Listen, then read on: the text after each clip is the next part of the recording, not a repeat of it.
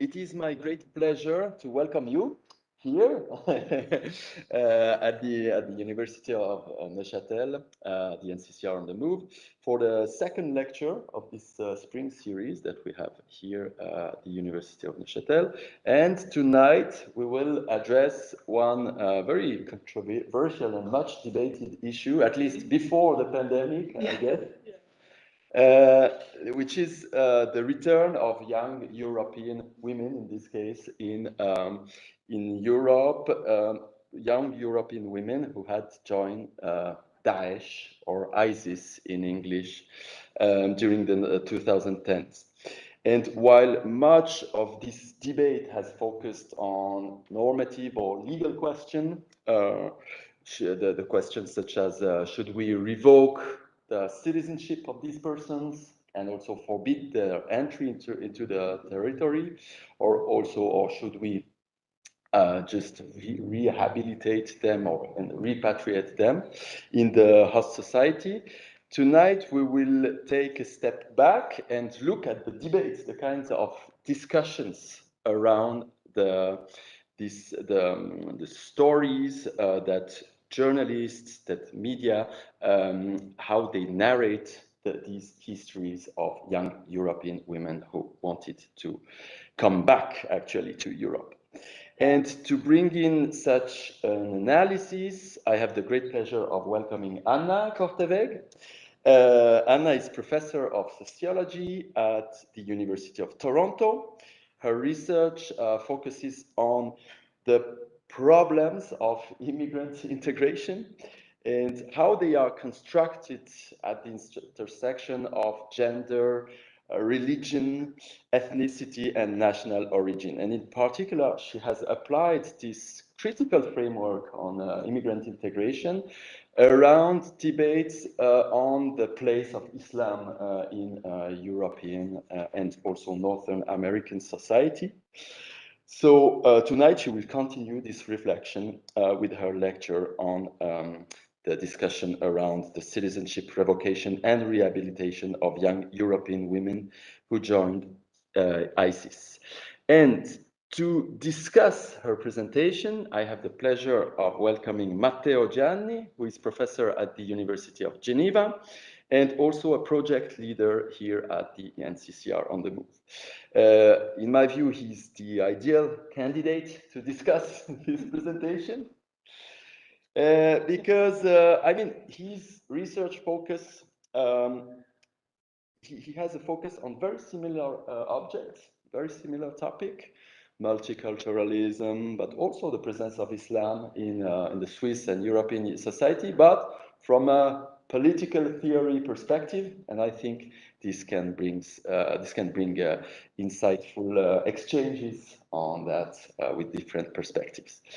And before I give the word to Anna, I would like to thank Janine Dahinden, who is not here in the room, but will join us in a few minutes, because she took the initiative of inviting Anna Korteweg.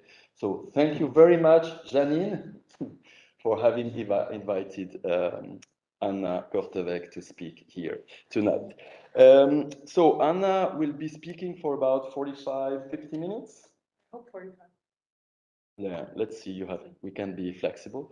And afterwards, Matteo will discuss for about 10 minutes her presentation, and then we will open the floor to the rest of the audience here in the room and also online. If you have questions online, just raise your hand and I'll try to keep track of the comments. Can you get rid of this little thing? Yeah, we will get rid of this. Oh, wait. Here, I think, yeah. And wait, yeah, great. Should be working. Okay. So Anna, the floor is yours. Thank you. So now I can't tell if I'm on camera, but I'm just going to assume I am. So thank you very much for that very generous introduction, Robin. And I want to thank Janine, of course, for inviting me, and to Robin and Eileen, who also helped organize. Eileen got me a wonderful room at the hotel. And then also just acknowledge there's a lot of people who make it possible for us to do these academic events, the people who clean and paint and figure out how we get to be in these spaces and so on and so forth. And I think with the pandemic, I'm become even more aware of all the work that they do. So, well, they're not here. I do want to acknowledge all the work that goes into making these spaces even possible. And I also, in advance, want to thank Matteo for taking the time to read the paper, and I really look forward to the comments. So what I am presenting today is based on a larger research project funded by the Social Sciences and Humanities Council of Canada. And that project looks at the production of non-belonging. I work collaboratively, and in this case, I had fun getting these pictures together. So this is the team of us who have written the paper that I'm talking, that the main part of the presentation will be about. And first you see me hugging my long-term collaborator, Gertrude, who is at Humboldt University in Berlin, where she is the Georg Simmel Professor of Diversity and Social Conflict. And then you see Marloes Trippel, who is the research assistant who helps us with the Dutch research, and Gillian Sunderland, who helps with the UK-based research. Gillian is a PhD student at the University of Toronto, and Marloes at this point has graduated with a bachelor's, but she is stuck around because we have a lot of fun working together, and all of us are co-authors on the paper I'm presenting today. So our overarching project aims to show how the politics of non-belonging to European societies shapes the lives of European Muslims. We argue that non-belonging is not simply the absence of belonging or an extreme form of exclusion or marginalization. Rather, non-belonging has its own logics, in this case produced through government regulation of borders and various forms of knowledge production that create symbolic boundaries. So to gain insight in these logics, we focus on European women who joined ISIS, specifically on the ways that newsmakers and journalists narrate the stories of these women and the government interventions that they are subject to. So when it comes to how to know it when you see it, which is as social scientists, like how, I can come up with this wonderful concept, non-belonging, but how do I know it when I see it? First, we decided to turn to these sites of knowledge production regarding women who joined ISIS, and we focus on media, political debate, and interventions by self-organizations of European Muslims. Today, I focus on the media part primarily. However, we don't see the logics of non-belonging produced in these spaces as applying solely to those who joined ISIS. The absolute number of women who joined is actually quite small. Between 2012 and 2018, approximately 145 British women and 80 Dutch women went to Syria. A number of these women died, a number returned, and a number still remain in two internment camps on the northeastern border of Syria. By late 2021, the British government had repatriated 7 children out of this group, leaving approximately 15 British women and 60 children in these camps. And what you see here is a picture of Al Roche and Al Hol camps, which is the 2 camps where they are. The Dutch Prime Minister is on record stating that he prefers that former ISIS recruits stay in Syria and die in these camps over bringing them home. Though in 2021 and 22, 6 women and their children were allowed to return in order to stand trial in the Netherlands. But in early 2022, approximately 30 Dutch women and 70 children remained in these camps. Yet, we argue, despite these small numbers, the media discussions of the plight of these women and at times of their children, including discussions of the state regulations that they are subject to, reverberate through European societies. These discussions, we argue, create logics of non-belonging that impact communities far beyond the particular women that we focus on. So that's kind of the larger overview of what we're trying to get at, as it were. Now, today I'm presenting the first paper based on this research, which is entitled Social Reproduction Gone Wrong, ? The Citizenship Revocation and Rehabilitation of Young Women Who Joined ISIS. So what I want to do is tell you a story of 2 short stories of Shamima Begum, you might have heard of her, and Laura Hansen, who is a Dutch kind of equivalent. And these 2 women made similar decisions, but faced very different consequences. After telling these stories, I will give a brief overview of our methodology, and then turn to the analytical framework that we use to analyze how the state's treatment of these women is either justified or critiqued in the media. This framework brings literatures on social reproduction into conversation with literatures on citizenship revocation and rehabilitation. And then I will end by providing you a brief summary of some of my findings. Matteo had the pleasure to read more than what I can present today, and then a very brief summary conclusion. So starting with two stories. First, the one of Shamima Begum. And it's really important. So this is not the story of these women. We don't know what the story is, but this is the story that you glean when you do a lot of reading about them in the newspaper. So this is the media construct of what they did and what happened.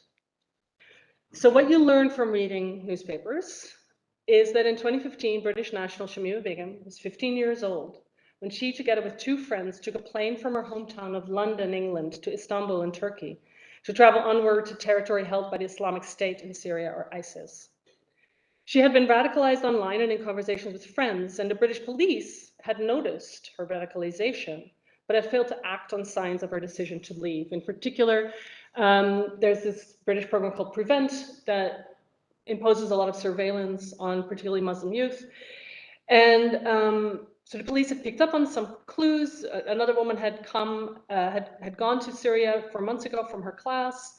And so what did they do? They gave Begum and her two friends, a letter to take home to their parents to notify the parents that they were engaged in, in these conversations. Of course, the letter was found later under her mattress after she had left, right? So Begum's departure from Britain at age 15 made headlines, but reporters and her family quickly lost track of her, and she disappeared from reporting for many years.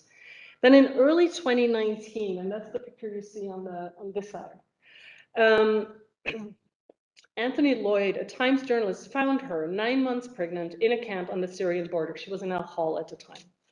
Lloyd interviewed Begum, and the recording went viral on YouTube. During the interview, Begum asserted that she wanted to come home with her soon-to-be-born child, but also that things were not that bad under ISIS rules, that severed heads did not faze her, and that the 2017 bombing of the Ariana Grande concert in Manchester was understandable retaliation for Western actions against ISIS. These statements were then widely discussed in the media, often in a tone of outrage. And we learned from the media's follow-up reporting that shortly after the interview, Begum gave birth and asked again for help to return to Britain with her infant. However, Sajid Javid, then British Home Secretary, responded to Begum's request for assistance by instead revoking her British citizenship. This left her in the camp. And some of the media then also argued that Javid was using this case to bolster his bid for Conservative Party leadership, which was also unfolding at the same time. He claimed that he had information that he cannot share, that Begum was an active threat to British safety and security. Begum's son Jara died 3 weeks after his birth from respiratory illness. This is the third child of hers that died. She had 2 children while in ISIS, so she buried 3 of her children while there. 2 years later, in February 2021, the British Supreme Court rejected Begum's request to return to Britain in order to appeal her citizenship revocation. She remains in a detention camp at the Syrian border. She is now in El Rosh, with her appeal to reinstate her citizenship continuing to wend its way through various courts. She has disavowed ISIS and all it stood for, and her lawyers claim that she was trafficked, and she has expressed deep remorse for her decisions at age 15. Yet she remains in the camp, effectively stateless. And you see these images of when she was just found. The middle image is about a year ago. And then the last image is what she looks like in the past year, where she's now really actively performing like a normal British girl, young woman. And I don't mean performing as in pretending, but I mean that that's the read that she's trying to give, and mostly the British public is not accepting it. Then we have Laura Hansen. Also in 2015, Laura Hansen, a 19-year-old Dutch national, left the Netherlands for Syria with her then husband and 2 children. In contrast to Begum, the media portrayed Hansen's move to Syria not as an expression of terrorist radicalization, but rather as a response to a range of traumas that affected Hansen growing up. Hansen's story gained prominence in Dutch national discourse, in part through a best-selling book by a Dutch journalist, Thomas Roep, who published it in 2018. The book was broadly discussed in the media and kind of made Hansen sort of the celebrity ISIS, which they actually call her the jihadi girl often. From these media discussions, we learned that Hansen was the first child in what's called a good marriage between a white lawyer and a Surinamese administrative manager, both working for the Dutch government. When the family's second child became severely ill, they focused on his health to the detriment of Hansen. And eventually Hansen's parents divorced under the pressure of this family trauma. And when Hansen turned 17, her brother died. According to the newspaper narratives, furthermore, by age 13, Hansen coped with family trauma by turning to boys and was quickly labeled a slut by her peers. She then tried to change her reputation by converting to Islam and pretending to be of Moroccan descent. As a biracial young woman, she can sort of pass in that space of racial ambiguity. Hansen had a child, met and married Ibrahim, with whom she had a second child. Ibrahim turned out to be severely abusive, and Hansen erroneously hoped that joining him in a move to Syria would help. She lived there for a year, sending desperate pleas to her father to come help her, and he eventually figured out a way, apparently with some German intermediary we paid, and it's all this. It gets narrated as rather dramatic. And then after her return to the Netherlands, Hansen was incarcerated in a maximum security wing of a prison for suspected terrorist activities while awaiting trial. She ended up receiving a 2-year sentence, of which 13 months were conditional, while the remainder was time served. She was released immediately upon sentencing as a result. Hansen now lives quietly with her father and her 2 children, studying to obtain her high school diploma, and through her father voicing desires to become a psychologist and work with young women on anti-radicalization. In the media, she's portrayed as an example of rehabilitation to full citizenship. And her story keeps recycling. So we have the book, then we had a play about her life, and now we have the TV series coming. So there is something here about these stories that really resonates and that make people want to tell them. So we ask to untangle sort of what this is. We ask these questions. We decided to look at media justifications for and critiques of Begum's citizenship revocation versus Hansen's rehabilitation. We asked then, what are the media justifications for and critiques of revocation versus rehabilitation? And how can we understand the logic of non-belonging by analyzing these justificatory moves? To do this, we end up doing something I do a lot, which is I look at newspapers, and here you see some headlines. We chose to focus on dominant national media sources, selecting 3 British newspapers with large readerships and diverse political outlooks, The Sun, The Guardian, and The Times, to ensure that our analysis would be representative of broad political affiliations. For the Dutch case, we similarly focused on a right-to-left political continuum. I kind of hesitate to use that almost. I don't know how relevant it is anymore, but let's just stick with it for now.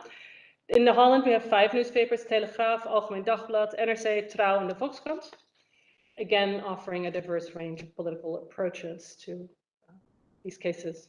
Both the UK Sun and the Dutch Telegraaf. The Sun is clearly a tabloid, the Telegraaf comes close to it.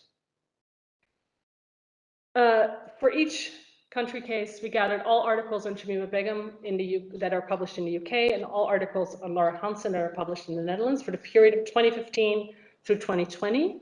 We garnered a total of 242 articles for Britain, 127 articles for the Netherlands, and then we identified, we used in vivo, ran summary reports, revealed broad themes, word frequencies, patterns in the data, and used as initial assessment of the data to identify the most representative and substantive articles for an in-depth kind of line-by-line qualitative coding, again using in vivo with using a predefined code book. And 43 articles in Britain, 27 articles in the Netherlands, and the findings I'll present today come from these articles. So in that initial round of coding, we started to realize that we had a lot of conversations, as one does when you work in a team, and research is never as linear as we present it in a talk. But we landed on wanting to talk about what we ended up calling social reproduction. We knew from literature that in media policy debate, women women who are labeled terrorists are often categorized as mothers, monsters, and whores. That comes from Schoberg and Gentry, whose major role is to have children and support male terrorists in the actual activities of terrorism. Others have shown that women who joined ISIS are indeed often discussed in social reproductive terms using the derogatory word concatenation, jihadi bride, and that they are portrayed as mothers of future terrorists. And these observations dovetail with our reading of the media stories that we focus on. Yet we wanted to take this one step further and hone in on how this social reproductive terminology is mobilized to justify or question what happens to these women from the perspective of citizenship and rights as it pertains to citizenship revocation and to rehabilitation. So I'm now going to go a little tour into the analytical framework that we developed. So we draw, when it comes to social reproduction, we draw on Evelyn Nakano-Glenn's classic definition of it as the creation and recreation of people as cultural and social as well as physical human beings who engage in an array of activities and relationships involving and maintaining people both on a daily basis and intergenerationally. Note that this classic definition raises the question of who conducts reproductive labor, whether it's done in familial contexts or for pay, for example. We focus largely on the familial in our analysis, arguing that the familial, like work for pay, is highly regulated by state and other institutional forces. From this vantage point, we then argue that social reproduction has 3 dimensions, and I have to kind of acknowledge, like I showed you the picture of our fabulous team. So Gillian Sunderland at some point started to delve into this, and she's like, I think we need to disaggregate social reproduction. So crediting her for the initial move to this frame. So first, we say there's a symbolic dimension. This, when you read the literature, positions women as reproducers of national community through birthing new citizen and transmitting cultural knowledge and customs intergenerationally that are about reproducing national belonging, citizenship, the values and knowledge associated with being the right kind of citizen. And of course, racialized women have historically been seen as suspect in this domain. Second, the material aspects reflect the importance of paid and unpaid reproductive labor in capitalist economies and really end up defining the embodied lived experience of all of us. We're all being socially reproduced all the time. Thank you, Janine, for the water you got me. For example, it's a minor thing, but we're all working to stay alive, basically. And in effect, social reproduction asks us, how do we do that? What's the material conditions of that? We know that social reproductive labor has been extracted from the global south and economies in Europe's periphery through migrations that altered Europe's racial ethnic makeup. And that, as you would say, Janine, migrantized European societies. And that's part of the material conditions of social reproduction that are relevant, particularly in like Begum's case, where her family is of migrant background. Third, we look in the literature, we look at the affective dimension. In the literature, affective dimensions are usually discussed in work on care and emotional labor that informs the satisfaction and conflict arising from the material organization of social reproduction. We don't really use affect in this particular way, however. Instead, we look at how affect fuels judgments regarding the wrong or right kind of social reproductive activity. Judgments regarding social reproduction are expressed through affect, including disgust, informing reprobation. And media also focus on whether women express the appropriate affect, such as a mother's love for her child, in the right way. We then put this disaggregation of social reproduction in conversation with citizenship revocation and rehabilitation. So in both countries under study, revocation has always been part of citizenship law. But in the past, revocation was limited to those who had obtained citizenship under false pretenses or who joined foreign armies.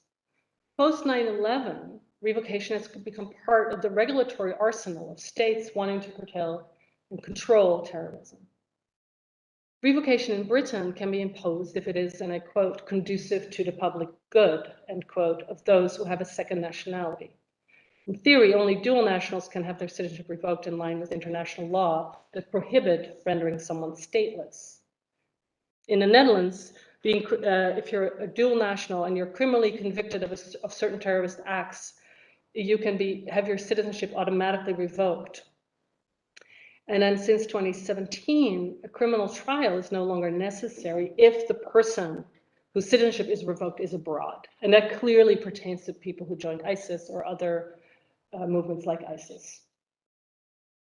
The actual numbers of revocations for engagement in terrorist activity are difficult to assess.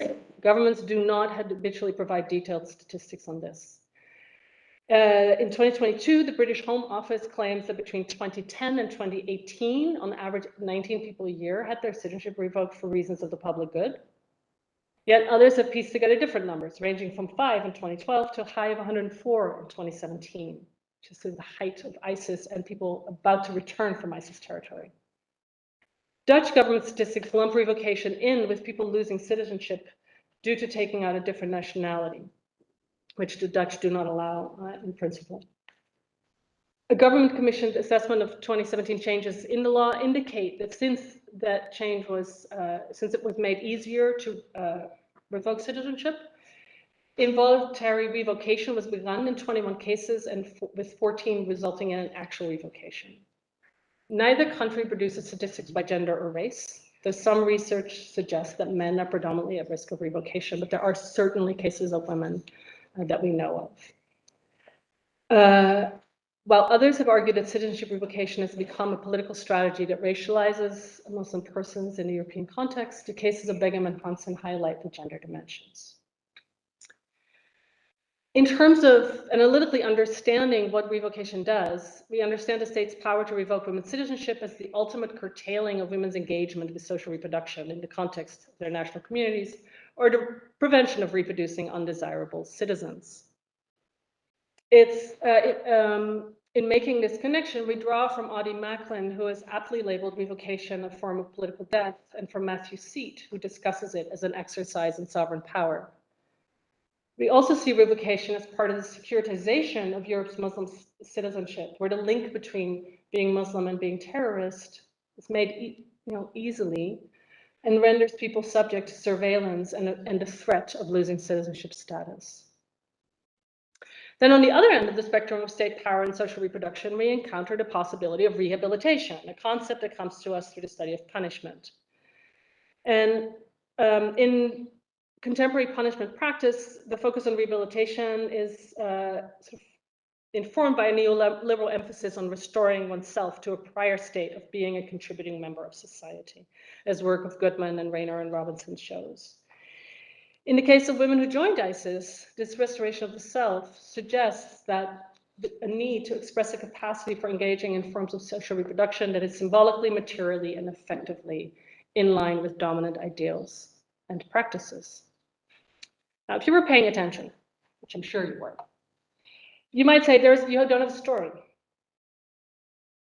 So our analysis focuses on how the media draw on accounts of Begum and Hansen's practices as wives, mothers, daughters, to justify and question why Begum had her citizenship revoked and Hansen did not. Yet based on the information I've presented so far, you could say there's no story here.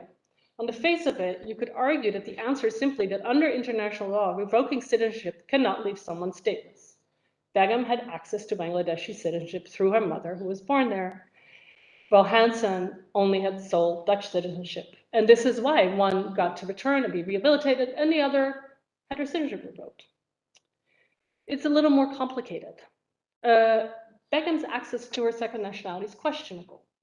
She never visited Bangladesh, has no ties to the country, does not speak the language, and the Bangladeshi government has clearly stated that they have no interest in granting Begum citizenship and do not see that they're obliged to. Indeed, this is a headline from The Guardian, arguing in favor of allowing Begum to return, stating that Shamima Begum would face the death penalty in Bangladesh, says minister, i.e. a Bangladeshi minister.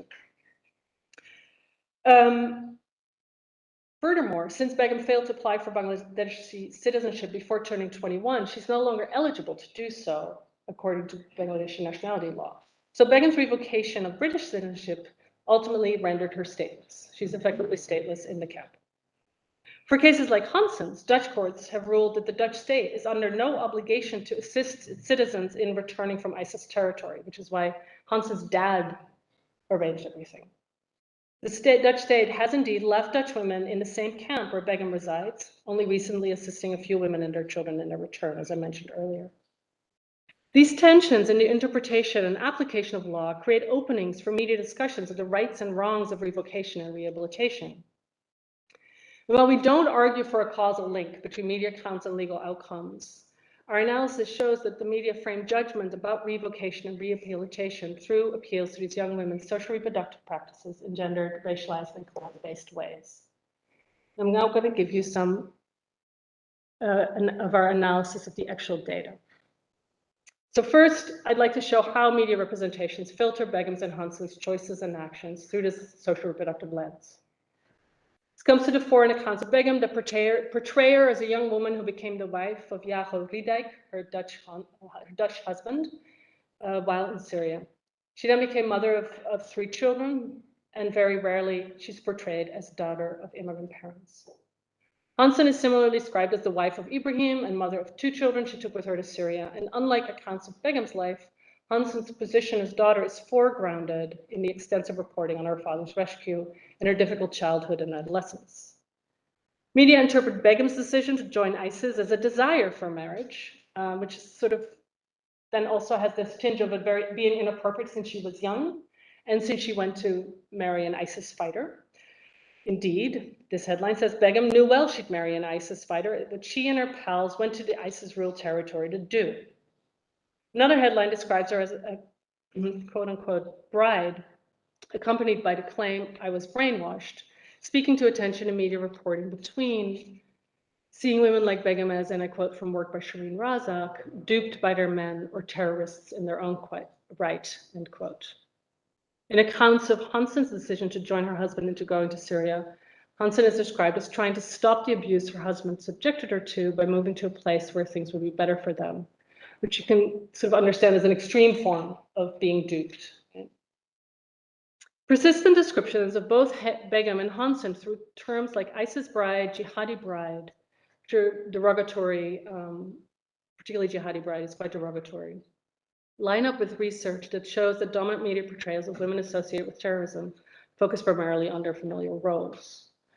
More generic social reproductive phrases applied to Begum and Hansen, like mother, wife, pregnant with an unborn child, further provide a legible frame of reference to the public, situating these women in these roles. In short, regardless of whether they argue for or against Begum's citizenship revocation or for or against Hansen's rehabilitation, commentators and journalists are more likely to discuss Begum and Hansen as wife, mother, or daughter than as a British or Dutch citizen, which is the frame that is missing. Largely missing. So turning through the 3 dimensions that we see, I will first turn to discuss Begum and then Hansen, and I'll keep sort of going back and forth. Generally, the symbolic dimension of social reproduction highlights Begum's danger to the nation, the British nation. Yet I start with a line of argument in The Guardian that argues against Begum being a threat and against the revocation of her citizenship, representing her motherhood as mitigating the risk she poses to the UK. The quote says, "We don't know if she fought, but given that she had 3 children in 4 years, it's reasonable to guess she didn't. She now says all she wants is a quiet life with her baby." This is before the child passed away. The logic that Begum is a wife and mother and therefore incapable of doing anything other than tasks associated with these roles reflects, I would argue, an ideology of intensive mothering, productive of a particular white middle-class femininity. It binds Begum into an imagination of us, as Guardian readers may well recognize themselves in this ideology. We also see how this framing is mobilized to oppose motherhood to terrorism. So you cannot be a mother and a terrorist at the same time. Right? So there's a very innate sort of understanding of motherhood. And in these accounts, Begum is actually a little more likely to be portrayed as a citizen. In contrast, The Sun depicts Begum as exploiting the mother and child symbol to justify her return to Britain, stating, and I quote, Jihadi bride Shamima Begum yesterday paraded her newborn baby for the TV cameras as she urged the UK public to show her sympathy and let her return. The symbolic danger also comes to the fore in these persistent references to jihadi bride, and the word jihadi does a lot of work. You probably know it means struggle in Islam, in Arabic, sorry. And in Islamic religion, it means the struggle to gain insight into religious precepts. It's also been used for a more violent form of struggle, both by those not part of those movements and both part of terrorist movements. But in this case, it does different work as well. When thinking of it as a foreign influence, it echoes a history across Europe and North America in which women lost their citizenship when marrying foreign men, or a history of questioning whether women are capable of having allegiance to their natal citizenship when they marry across borders. Furthermore, the modifier jihadi erases the husband in question, the specific person, like it's not Yahya Redeg's bride, and suggests that Begum has wedded herself to a particular Islamic ideology. Her husband re-enters as the embodiment of threat in arguments that if Begum and her child were allowed to return, she could apply for family reunification. It is feared he might try to join her in the UK if she's allowed back using family unification rights, one article in The Sun says. In these accounts of Begum's motherhood and marriage, the symbolic value of social reproduction creates a continuum of safe versus dangerous practices along racialized, gendered, and at times class-based lines, with Begum ending up on the wrong end of these continuum. How does this compare with Hansen's treatment in the media? As in the case of Begum, some of the accounts of Hansen's experiences symbolically reinforce racialized, gendered, and class-based understandings of social reproduction that position her as a threat to the nation. At the time of Hansen's trial, the Telegraaf focuses on Ministry of Justice accounts that Hansen may have been, and I quote, sent back by ISIS on a terror mission, end quote. The Telegraaf then echoes British reporting on Begum, stating, jihadi bride Laura H. is again in court today. Is she a terror wolf in sheep's clothing or a will-less victim? You know, again, this does a lot of work. By the way, Laura H., we have a habit, I don't know if it's the same in Switzerland, of not giving the last name. But since this case has been discussed internationally, we know she's Hansen. So, while Hansen is, like Begum, referred to as jihadi bride, or also often jihadi girl by these papers, which is interesting because she's actually 4 years older and legally an adult when she moves to Syria, whereas Begum is actually a girl, 15 when she moves to Syria, but she's always portrayed as a woman. So Hansen referred as jihadi bride, jihadi girl, yet the symbolism of wife threatening the reproduction of the nation does not stick as it did for Begum. Rather than seeing Hansen as unworthy of citizenship, media stories center on Hansen's experiences as this adolescent daughter who becomes a wife and mother in her failed attempts to address childhood and adolescent trauma. Hansen is positioned as a victim, not as a potential perpetrator. Media did not describe Hansen as an adult making choices that undermine a nation state, as happened to the younger Begum. Instead of describing Hansen as an adult, media accounts highlight the trauma of her adolescence. Sorry, I'm being repetitive there.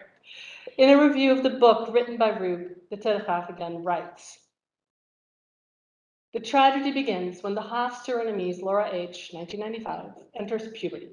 She gets into a whirlwind of problems, youth care, running away, abortion. The misery is complete when she falls into the hands of her lover boy. The whole of Zoetermeer knows that they have to be with Laura if they want to get some. End quote. This is one of the very few mentions of Hansen as biracial, and it gives us an interesting glimpse on the racialization that happens under the symbolic dimension. Hansen's being biracial is fixed to her victimhood, which we can read from the fall into the hands of a lover boy in this quote. That term, in turn, refers to men who seduce and then prostitute underage girls, which literature shows is often associated with immigrants and racial ethnic minorities in the Netherlands. Trouw echoes the same racialized conceptualization of those who perpetrate harm against Hansen, describing her as deflowered in grade 7 by a Moroccan boy, part of the horrific custom that Moroccan boys in particular make of her. Through such accounts, blame for Hansen's action is placed on racialized groups within Dutch society who are furthermore portrayed as foreign through the persistent use of this adjective Moroccan. They're actually second, third generation Dutch citizens. Connecting violence to these quote-unquote Moroccan Dutch boys portrays them as improperly socialized threats to the nation while rendering Hansen innocent. These symbolic dimensions also communicate particular racialized patriarchal interpretations of the role of men in the social reproduction of women. Hansen's choices were shaped by her subjective experience as a victim of these racialized men, first the lover boys, then her violent husband. But they also contrast with the way the media portrays the role of her white father as this heroic rescuer, who is then aided by the white journalist Thomas Rupp, as they both promote Hansen's full membership in Dutch society. So from the symbolic perspective then, Begum and Hansen's stories just perform the same racializing narrative that positions Muslims as a threat to the nation, but where Begum embodies that threat, Hansen was a victim of it. By the way, I did not keep track of time. Are we doing all right? Okay, great. So, oh, sorry. Huh? Oh, somebody is, il veut parler. No, it's my time. So, turning to the material dimension of social reproduction. We see that in Begum's case, the materiality of social reproduction comes to the fore in the Times account of why Begum and her two friends went to Syria in the first place. Wrong button.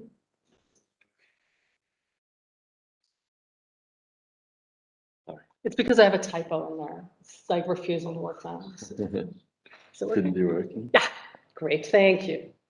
So, and what we see, so here's the quote. The Bethnal Green girls knew that under ISIS they would have kudos as wives of fighters and even more later as widows of martyrs. Mothers of quote unquote cubs of the caliphate that would be granted special privileges, housed and fed free. This articulation reveals a very specific intersecting gender, race, and class politics around the materiality of social reproduction. The term Bethnal Green girls signifies a specific working class immigrant neighborhood with the majority of its contemporary population of Bangladeshi descent. The girls move to Syria delineates what we read as an implicit career choice, a desire to become wives of fighters, widows of martyrs. The use of the ISIS phrase cubs of the caliphate connects with the housed and fed free to focus the reader onto racialized renditions of state dependency. Similarly, editorials in The Sun predicted Begum, who's then still pregnant, would rely on the National Health Service to look after her family, further arguing that she wants the taxpayers to look after her and her baby. It's a direct quote in a piece entitled, "The Sun says, keep jihadi bride Shamima Begum out of Britain." These accounts of the material aspects of social reproduction judge Begum as undeserving of state support in her attempts to return home. In Hansen's case, accounts of her middle-class background as daughter of a quote-unquote good family predominate. A reporter for the trial writes that Hansen was not an at-risk youth initially, meaning that she was not born into a family that already existed on the margins of society. And here research has shown that Dutch working-class racialized families are the targets of blame for quote-unquote failed immigrant integration in the Netherlands. And that's kind of what gets evoked in these narrations. The class-based material aspects of Hansen's social reproduction appear across the newspapers. For example, the Telegraaf states, many Syria-goers come from disadvantaged families, but not Laura. Her Dutch father plays in a band and has a good job as a personnel manager. He is someone who is not afraid to stand up for his children. We see that the material here intersects with the symbolic. Note the modifier Dutch, which is really unnecessary, but applied to Hansen's father and by extension to Hansen himself, which then activates that distinction between the not Dutch Moroccan boys and so on, who are these marginalized families. So finally, the affective dimension in Begum's story. The affective dimension of social reproduction shows in judgments of Begum's emotional state as mother, as well as in reporters' accounts of their own affect. Anthony Lloyd, the Times journalist who located Begum in 2019, admits to feeling guilty that his initial reporting appeared to inform the revocation decision. He writes about this fairly extensively. In this later reporting, he depicts Begum as a desperate mother who grappled to persuade her country to take her back so as to save the life of her last surviving child. Hello, Mati, schnell. All right, it's okay. I think we can deal. Lloyd describes his guilt about not contextualizing Begum's initial interview with him. Within the camp, women policed each other for proper allegiance to ISIS ideology, meaning that Begum could not speak freely in her interview with Lloyd. To make amends, Lloyd then portrays Begum's plea to return as the appropriate social reproductive affect of a mother who desires to protect her child. Yet the damage had been done, and the original reporting by Lloyd inspired outrage about Begum's deficient affect. One op-ed in The Sun argued, "I feel desperately sorry." I can do a little bit of something here. There we go. "I feel desperately sorry for her unborn child, and if Begum had expressed even a modicum of regret, then perhaps I would think differently. But how can we be 100% sure she no longer poses any threat if she won't renounce terrorism? If she isn't able or willing to change, how can we help her?" This reporter performs a culturally appropriate affect for unborn children, desire to protect them, but then interprets Begum remorseless as signaling potential threats to the nation, judging that Begum has no right to return. And his request for 100% certainty, like, tell me something you're 100% sure about in life. But there's this hyperbolic narration of who these women are. So we have another, now it's, I think we're again stuck. You're getting exercise, hold on. Exactly. Up, down. Did it in Pilates. Should be working. Thank you. All right. In Hansen's case,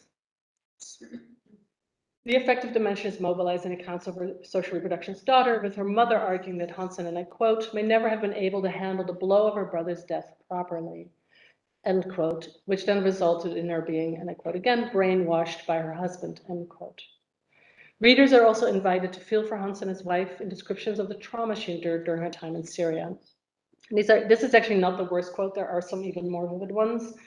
So Hansen, in this one, the reporter writes, "Hansen said that Ibrahim was violent, so aggressive that he destroyed the televisions and the phones. She wanted to go to the caliphate with him, hoping the rapes and beatings would stop.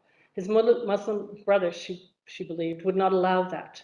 She came home from a rude awakening. He kept hitting. She told her father that she was going to request a divorce at the IS court." The detail with which journalists describe the intimate partner violence acted out against Hansen elicits really strong empathy for her plight. Through such account, Hansen's decision to go to Syria is made understandable by the harm she endured as daughter and then wife, and her victimhood become the foundation for the media's justification of her rehabilitation. In an Algemeen Dagblad article, Hansen's father, Eugène, recounts how proud, is the word he uses, he is of his daughter, who is now attending school, desiring to study applied psychology with the goal of helping vulnerable young women. He highlights what he calls her recovering, saying, "In Syria, Laura found the strength she could not reach in the Netherlands. She talks to a psychologist every week, works on herself." And as Goodman argues, rehabilitation in the neoliberal context requires exactly this kind of work on the self that Hansen performs in this quote. Hansen is now learning to be a good citizen, something she failed to do as an adolescent, and these accounts render her an acceptable Dutch citizen. So in conclusion, I have two images here. One, the top one is of Shamima Begum in the latest sort of short interview she did on the BBC. It's from late 2021. And where she actually states this was the worst decision she ever made. She's extremely remorseful, etc. But she's still in Syria. The picture below is not Laura Hansen. It is the actress who plays her in the play. And this is the poster of the play. So this paper that I've presented sort of a big chunk of is one part of a book project in which we'll investigate how journalists and other knowledge producers delineate the spaces of non-belonging that women like Begum are relegated to, and how these logics are different or not from those applied to women like Hansen who can return home. For this paper, our analysis shows how we can read the justifications for and questioning of citizenship revocation and rehabilitation through the lens of social reproduction's 3 dimensions. These dimensions, in turn, are refracted through gender, race, and class.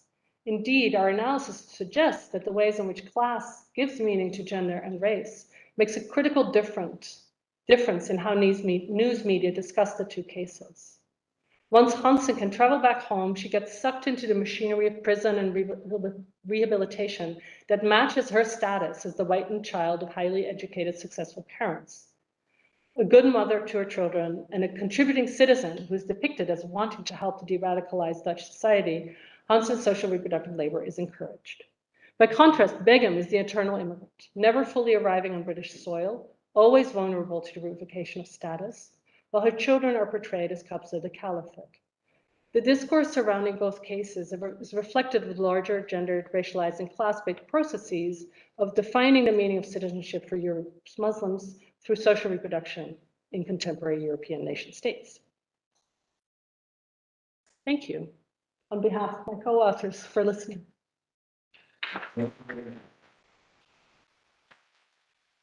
Thank you so much, Anna, for this Thank you. insightful talk. I suggest that Matteo, can you come here? Maybe it's better if you can here, and I'll stop sharing.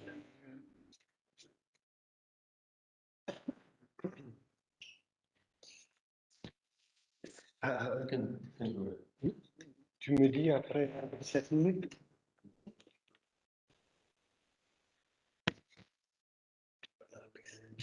So thank you very much. And honestly, I don't have a lot to say on the paper. Okay. No, honestly, I consider that very strong and very consistent. Mm-hmm. I tried to find some methodological questions, but I haven't. So I think that as far as you want to show how the social reproduction frame plays a role in the discussion about revocation and rehabilitation, I think the paper is really successful and really shows how these has an impact. Now, you are agnostic about the causal effect with the actual decision, but still, I consider that really to be a great contribution. Another one to all this literature on the discursive construction of citizenship, the questions of, let's say, performative citizenship. I see in these claims about revocation and rehabilitation a kind of, let's say, sort of operationalization of Bloomrad's theory about claims of citizenship, in the sense that citizenship basically becomes what is done in the name of citizenship in itself.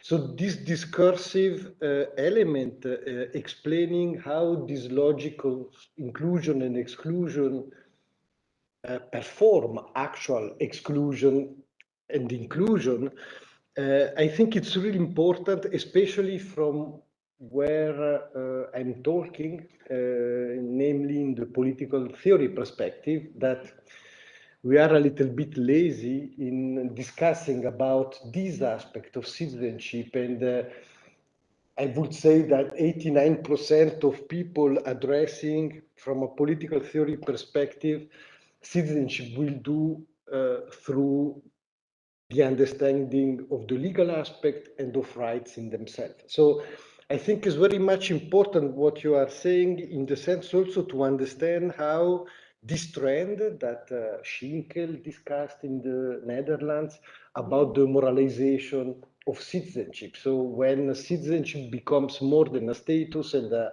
bundle of rights, but also becomes a strong conception of the good, that obviously performs its own logic of exclusion, because as far as you define a good citizen, is that you are defining the bad citizen by the same aspect. So honestly, I think that the paper is really already in this version. I don't know where you are in the process, but extremely successful to show how the social reproduction thesis work and how these three dimensions, I see the affective, the symbolic, the material one. I mean, your demonstration in the press, in the content, is quite crystal clear. So my comments would be more on, let's say, the general framework.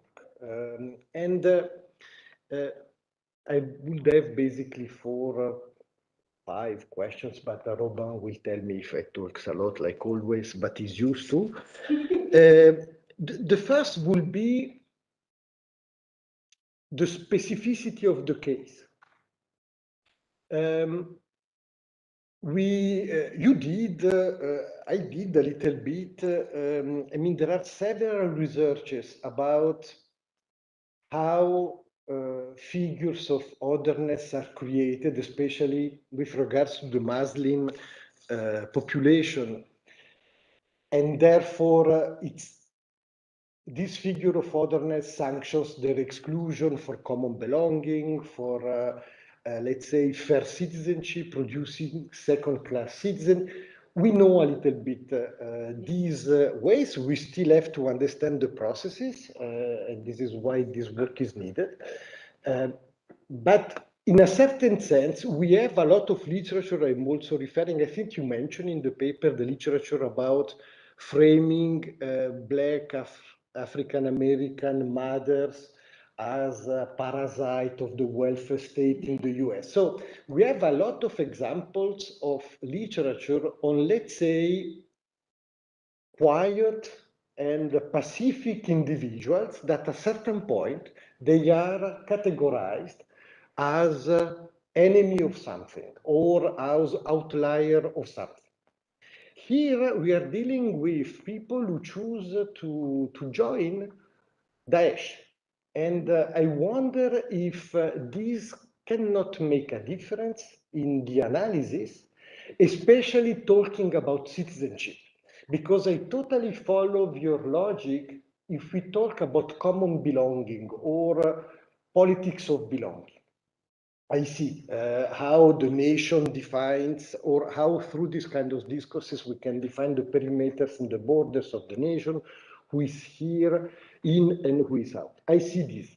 Now, here we are talking about citizenship revocation or rehabilitation. And therefore, when you talk about the category of citizenship, there is obviously the discursive construction of it that you show very well, but there are also some kind of, and here I'm talking as a political theorist, there is a normative something in the category of citizenship that asks more broader question, I would say, about social stability, about justice, about how to manage society, this kind of stuff.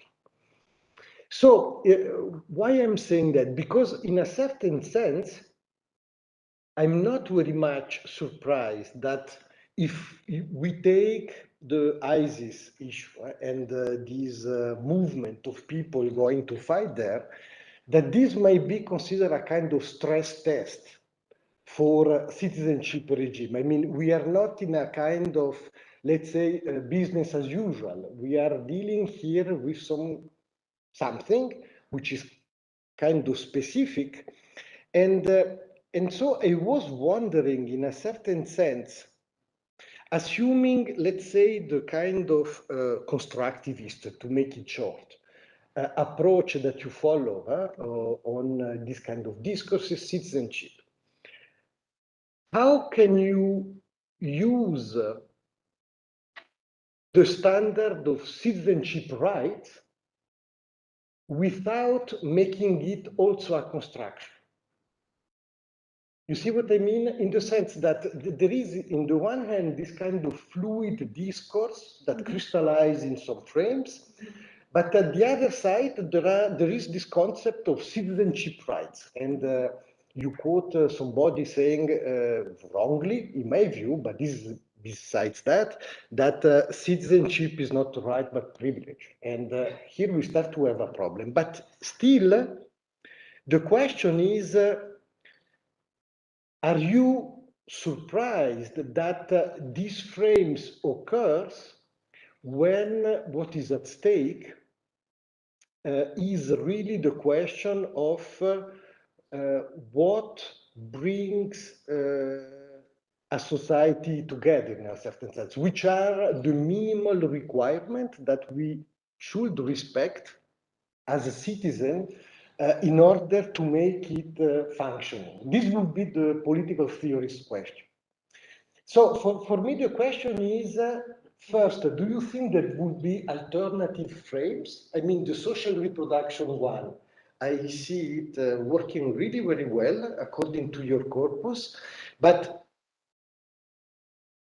what the final point of your analysis is to say, in this debate, there is one specific frame that structure this debate on revocation and rehabilitation, or would you start from a theory or an ontological, epistemological perspective, and this is, I think this is the case, but you will tell me, according to which, in any case, frames are there. And according to which the logic, the internal logic of the political is the constant production of frames. So my question would be, if this is the case, is it possible to have alternative frames? And would it be possible to imagine that this story would have been said differently? And I tried to think about that, and I couldn't find it. In the sense that you are right in the presentation. You said, you know, we show Begum, I think, as a woman, daughter, wife, this kind of stuff, and not as a British citizen.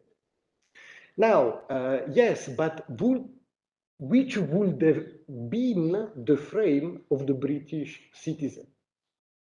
Because the fact that you can lose your nationality if you do certain act is part of British citizenship also. It's not just a question of discretion in a certain sense. So, how do you understand, you see what I mean? How do you understand the citizenship right of women starting from your ontological assumption that they are fluid and a construction, but at the same time keeping them as a kind of a standard to assess the injustice, and I totally buy that. I have no problem in the demonstration about the gender racialized construction of this frame. I don't have a problem with that. You showed that very clearly.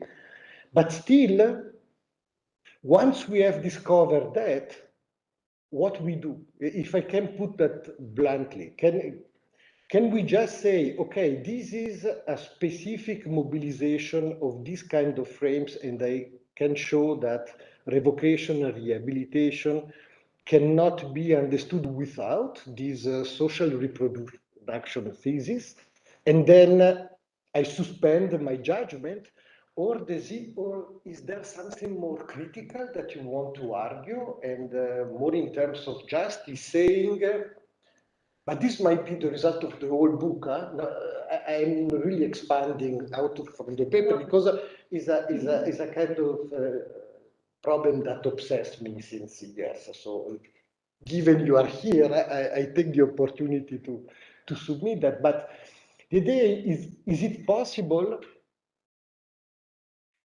to play the argument of the frames and the argument of the rights that will be based on human dignity, international treaties, this kind of stuff, in the same logic of argument?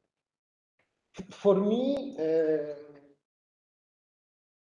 if the point is to show that rights cannot fulfill justice if they are not combined with forms of intersubjective recognition of the alterity, with form of respect that have a cultural basis. I totally agree with that. But still, if this is the case, I don't see how this respect can be obtained without framing the subjectivity and the reason this respect might be given in a given society.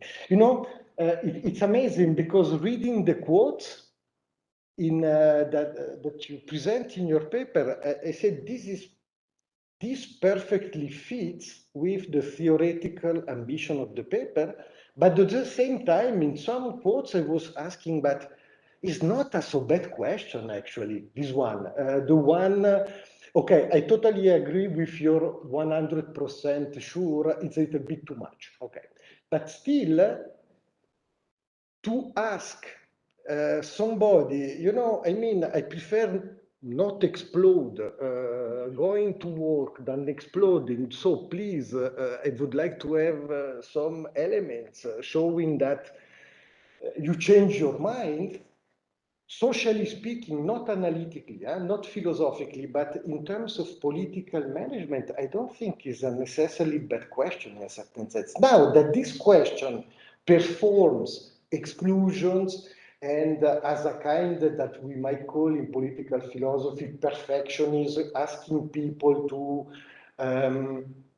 fit with, I agree with that, but still citizenship also means in a certain sense to agree, you know. So is this case not more problematic in a certain sense than what the social reproduction thesis might tell us about the legitimacy of this frame? Even if I know that probably the concept of legitimacy is not what you are interested in, but still, as far as these are media discourses that have the pretension to inform also political individual that will take decision, this legitimacy aspect is, I would say, is a little bit part of the game.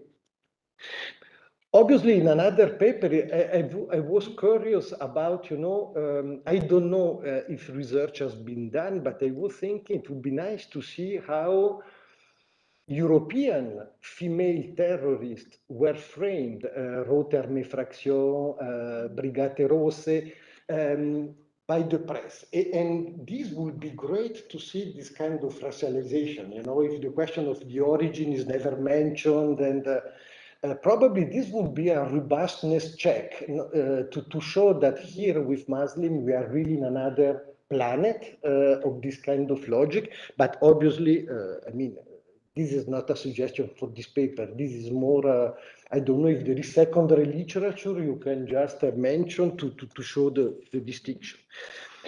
Finally, and then because I want to other people to discuss, I would say is the question of citizenship in itself.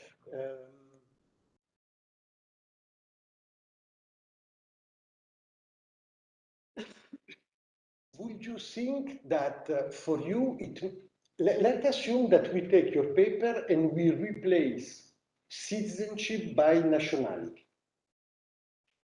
Would you think that it would make a difference for your argument? I was wondering about that, about the logic of inclusion, of exclusion.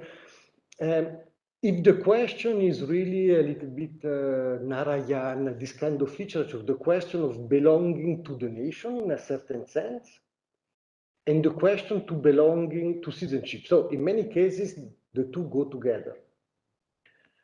But still, analytically speaking, I think there are sometimes good reasons to disentangle the two, and citizenship is really, I mean, we could assume that citizenship may be the protection of a status, of some fundamental rights.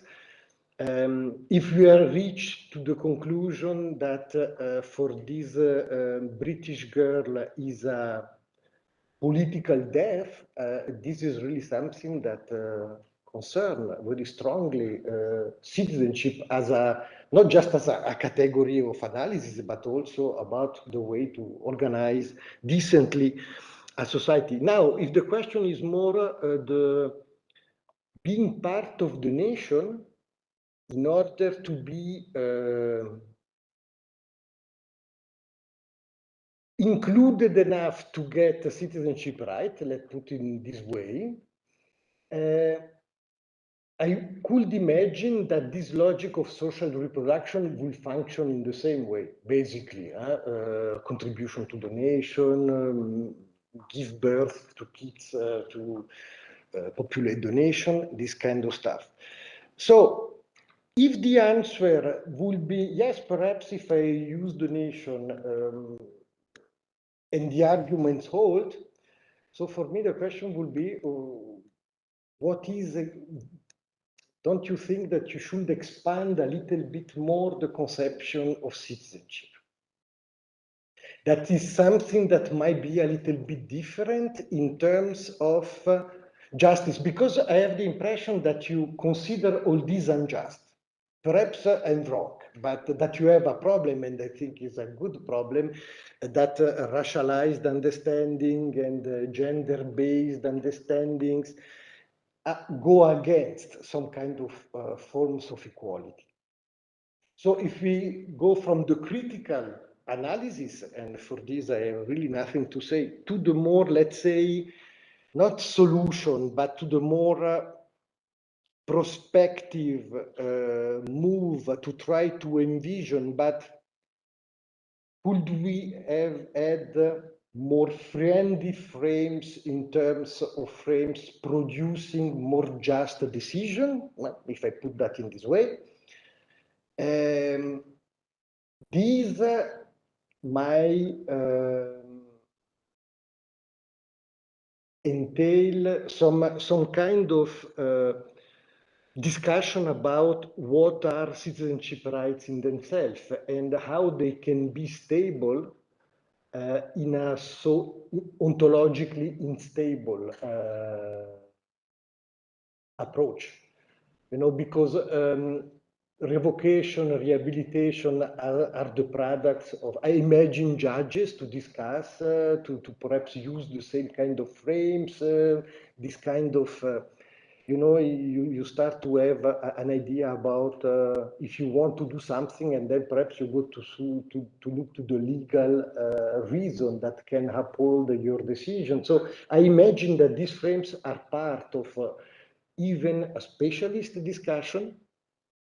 But still, my question would be, is it possible to produce alternative one? And if yes, at which condition?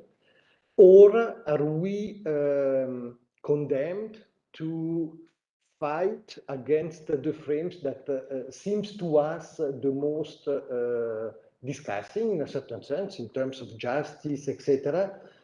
But knowing that once has been criticized, another one will come, recreating the borders, the perimeters of exclusion and inclusion, and in this case to be a little bit more skeptical, or to be a little bit more pessimist about the fact of finding some kind of better arrangements. No, I am more in the side that people who still believe that it's possible to find better solution than others, but for this we need some criteria, and reading you and the paper in 2016 or 17 and still obsess me, obviously entails a need to see, to define how this criteria can resist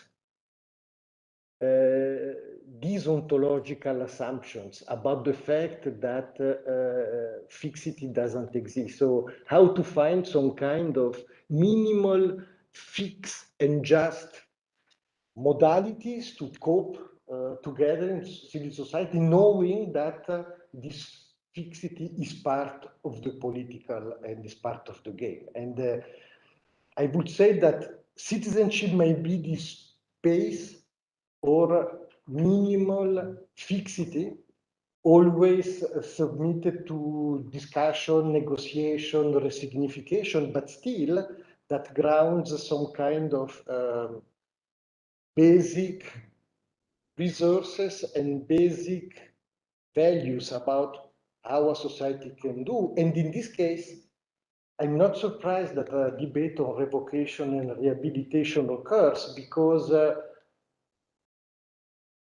even if we don't have an idea about Daesh and we don't care about that, we consider that far, the idea that a society discuss about what unites us at the minimum in order to overcome the injustices of exclusion, I would say that is a sign of a healthy society in a certain sense. Now, the point is how this discussion takes place, and you show that this way of discussing doesn't work. But I signed that without problem, but still, how have this kind of fixity in an ontological fluidity? This would be my question. Sorry, I was too long.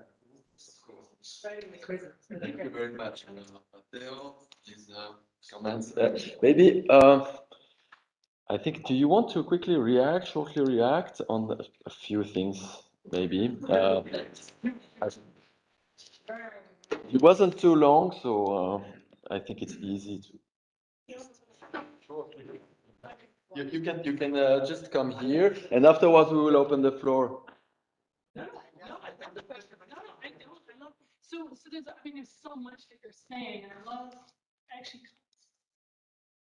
So refreshing to not get a question about methodology, which actually, sorry, I shouldn't be saying.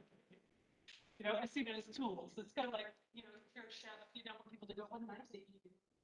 Chop the vegetables.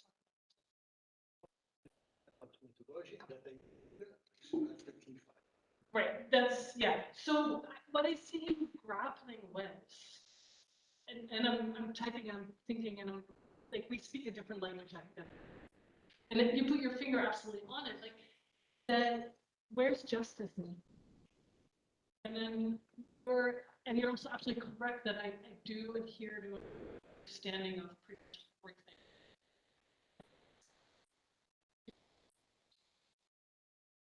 Social constructed, but there is the fixity part. It's the fixity is momentarily produced, but it's not just momentary. It also. So what am I thinking about? The question of citizenship, and that was the question for me. Actually, decision I did think about other terms. Kind of given because we're dealing with citizenship revocation, right? So that's right where we are, and then you kind of stay there. Then how do I understand citizenship? And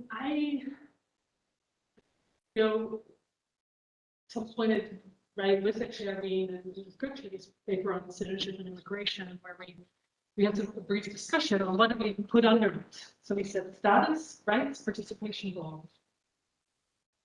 Right, so basically status, very plain, rights, liberal conceptualization, participation, Republican participation, but then extending it into, you know, social participation for not only politics. And then belonging was a really longer discussion for us. So first we were kind of clear, but then we were thinking about whether we were going to say identity or belonging. It's number 2006, right? So and I sort of argued against identity, partially because of Brubaker's article on identity, but also because I thought belonging was more capacious. Belonging is, identity can be sort of individualizing. It isn't. Again, it's in the community, but it's often written about, and in a world where we're in this neoliberal space, that slide into individualism is very strong. Belonging is always to something. It's centered, right? It can be an individual sense, but you could say, yeah, I belong to myself, but that would be a very limited sentence, right? So belonging centers to social in a different way than a word like digital, then how do you, so what are then rights? So you're right, I struggle with that in my writing because a plain understanding of right, we know that rights are ideals. I don't know how you talk about it with political theorists, but that take a lot of work to be actualized, right? And so they're absolutely, and then when you say, yeah, but there is citizenship, the problem with citizenship revocation is that while it is part of the law, sometimes the law is wrong. It actually is in tension with fundamental human rights. It is in tension in this particular case. I honestly don't think there's cases. There's not a case against. Like the story that she was going to commit a severe form of violence. In a way, I do agree with the Guardian. She just had a baby. I mean, sure, it can happen, but it can also be the person next door. Like we have to live in a space of not knowing everything. So, but that's sort of about Begum in particular. But what is for me, I'm sort of starting to read a little bit more into law and society literature. I'm a lot of law and society scholars. I've been learning with them. And the interesting part about the citizenship law is that it's not criminal law. Issue when you commit the crime of joining a terrorist organization, you have a whole series of protections in place. They're not perfect by any stretch, but you get a trial, you get a lawyer, there is a process. Revocation, the process that falls under administrative law, and it's much more limited. The rights to hearing are much more limited, even though the penalty of revocation is so extreme. It's actually, so that's part of the story that is at play here, and where my sense of, so if you're asking me, where is the justice here? What is the justice? I would say that what I'm doing in this paper, what we're doing in this paper, is sort of cataloging in some sense. How is this talked about? How is it justified in the media? That's why we sort of wrap it off this impact on actual material effects, law, and so on. Where would the justice be? I do think it would have to be in a place where we say, in effect, everybody gets to make mistakes. And we get to make more choices, and the bar should not. It's something about the ability to access your fundamental rights. Is actually, I do think that is where as we say, the rubber meets the road. You know, it's critically important. And that quote that is from a British parliamentarian. We should understand that citizenship is a privilege, not a right. British in the moment. Oh, yeah, no, this is their new, no, but that to me, so I started to think about the death of rights, again, which is a debate from the thoughts from 20 years ago. But I want to dig into that more deeply, because in this work, I started to think rights are dead. So you're picking up on that. Like, and I'm not saying it exists because I don't have that story ready, but I'm really interested in how people understand and the differential work people have to do within a given society to access rights. And that to me is actually really important. I don't know if that's answering some of your questions. Yeah. Yeah. Huh? Yeah, no, there's so much to say. Like, you're raising it in such a fascinating way. So that is absolutely, and I absolutely,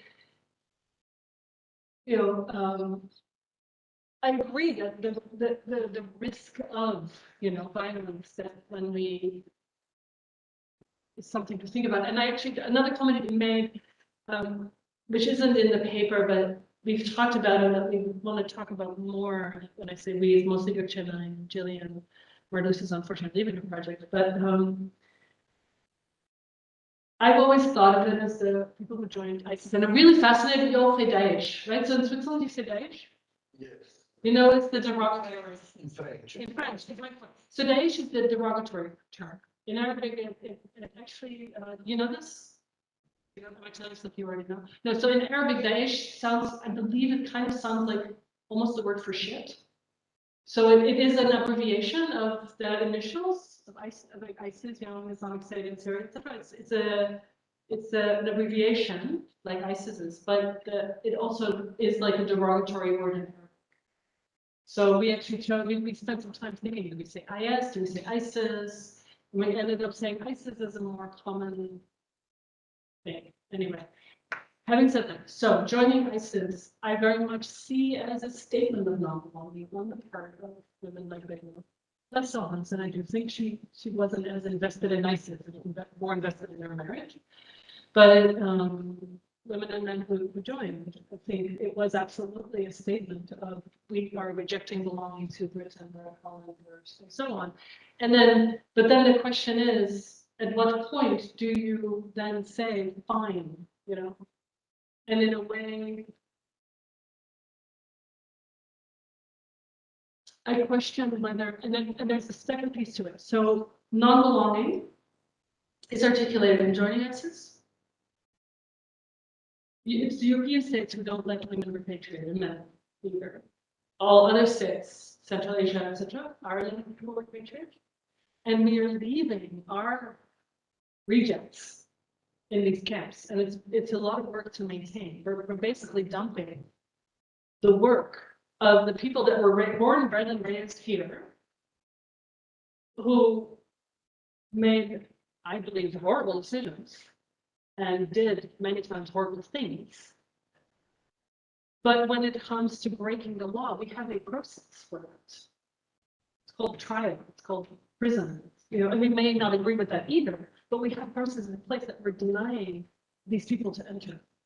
And what's very interesting in that regard is that the Dutch women who are being repatriated now, the reason given by the Prime Minister, Justice, and Minister is that if the women are not brought back now, their crimes will be verjaard. Dutch word. They can no longer be tried because it'll be too long. So they're actually returning them so they won't escape prison. I'm not sure that's actually the reason. Because other things going on that we don't. Anyway, I can talk about this for hours. Thank you. Is there some questions? Are there some questions or here in the room or online? Yes, Janine.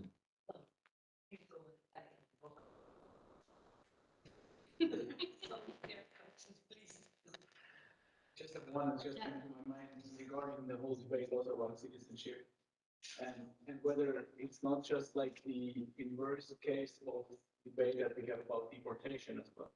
Because there you have non-citizens or people who are considered non-citizens, non-citizens, they get deported. Yeah. Even though they grow up and they're raised and are part of the society, I mean, there's the justice debates come in. Can this be legitimate? Yeah. And maybe it might be interesting to turn this around and ask, well, is it like revocation citizenship or not taking them back in? The same question kind of resolve. I think so, except that it is like deportation pertains to people who do not have the status. So that's where that distinction of status and rights is so important. So people here can be deported even if they have the status. Which status do they have? If they have citizenship, no. No, their citizenship, no. Yeah, so yeah, no, and that's in Britain has been, I believe they've been sort of one of the most active countries to do this in terms of, but it is very similar too, because often revocations in country, and well, most of them are out of country actually, so, but often it also pertains to people who have been naturalized recently. For a while, Britain was revoking citizenship of people who had been recently naturalized. There was a rule that within 5 years it could be revoked. Right? So there's all these, and I think what that's doing is building in these, it's very much a two-tier citizenship because of the dual nationality clause from international law. And I think this is why it's actually so dangerous for all of our citizenship rights. Because once you say citizenship is not this absolute good that is sort of indivisible and, you know, whatever, but you're like, well, you're dual, so actually yours is fragile. Mine is single and it's good. You're really undermining foundational principles of citizenship, which I do think are, at least sort of in liberal democracy, understood as pretty inalienable. So making them alienable, which is an interesting phrase in this context, is destabilizes it for everyone. I think. Yes, I'm too tolerant. Oh, I'm so sorry. I have another lesson on logic question. Yeah. Yeah. So basically, your analysis is based on. Yeah. Yes. Nonetheless, I have the impression that the narrative you're giving is quite clear cut. Yes. And usually, if you're doing media analysis, and Matteo already referred to it, I mean, there are phrases which you're not expecting to show up. Mhm. But the question is, are there any frames who showed up which are not basically figuring out in this narrative? No, there are. Which I was Yeah. answer you're giving, Yeah. which I followed completely. So everything you said. Yeah. But if I were a Republican, Yes. I would say basically, okay, I mean, these people have natural rights. Yeah. So, nevertheless, they are dangerous to a certain extent. Yeah. To the framework which we have here and which can also be changed. And the fact that you are basically joining terrorist groups who are completely adverse to the way of life we have, we could interpret this as a treason. But then the question is to which extent are we allowed to be loyal to people who basically should give it back? And I think, I mean, nevertheless, sign that there's a kind of a social responsibility towards these young persons, but as a Republican, I would ask this question. Oh, yeah. Not as an American, but as a Republican. What's something? No, and it is, maybe I'm too tired to think about that, but the first question though, so absolutely, part of it is, as we all know, again, yes, there are other things too. It is not the only, it's very dominant. So we focused in on it because we felt it had like it showed something that we thought was interesting. There's sort of more digging into the why if they went. There's more digging into the, did the police do things wrong? And then there's some ideas about, where we can dig into ideas about responsibility, but that has more to do, that it's less directly tied to this revocation decision. And so it's more about, when the police fail to deliver those letters, does that mean that we're now culpable for not preventing them from leaving? And should that then give her, so there are some other, there always will be, you end up making strategic choices to,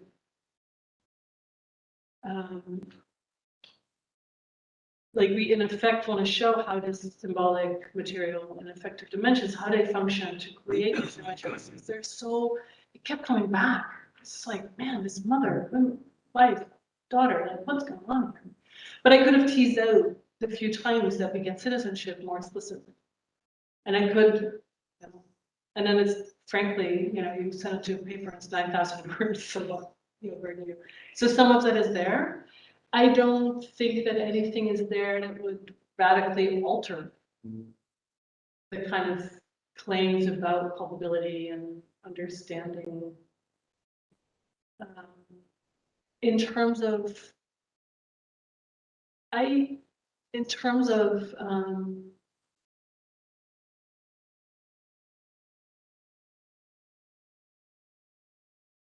it's, in a way, I don't want to say avoid, but maybe I'm avoiding. We kind of deliberately chose to be very clear that we're looking at how our journalists portray this. We're actually planning to technologists, because we want to know what they think, like how do they see these questions? How do they see their work? Like how do they see the production of understandings of belonging and rights and so on? Because that idea of citizenship as a privilege is produced in this debate. right? That was, that was already present in Javid's justification for his decision. Right? And again, I would say we have mechanisms other than if you have committed a crime, we have a criminal justice process. I don't know that we need to destabilize. If you were a Republican, I would still say you have to be able to deal with people who reject some of what you stand for, maybe a lot of what you stand for, maybe all of what you stand for, without going to the extreme of saying, well, then you can leave. Particularly if the then you can leave can only be said to one category of people and not another. As in only dual nationals, only those. And the dual nationals are not only the people who have citizenship for 5 years. These are also the Bennett's born in Britain. But because she has, and that's also been shifting in the details of the regulation. It used to be, it is now enough that you have access to, in theory, another nationality. So that's what I would say. So I don't, almost maybe pragmatically, it's kind of like saying you did something wrong, well, I'll ship you that. No, you did something wrong. We're going to figure out what you did wrong, what the damage was, what an appropriate punishment is, what we need to do next, how it came about, what social structures were you embedded in. Like, there's a lot more things to ask than just say, boom, go. So that's what I would say. Okay, thank you. I think we'll close the session here because we have to eat something. Yes, no, food for thought. I would like to thank you very much again for also for the interesting discussion that we had. And yeah, there's another lecture, another event next week, but you can go online to look for it. Yeah, thank you again online, and bye-bye. Thank you so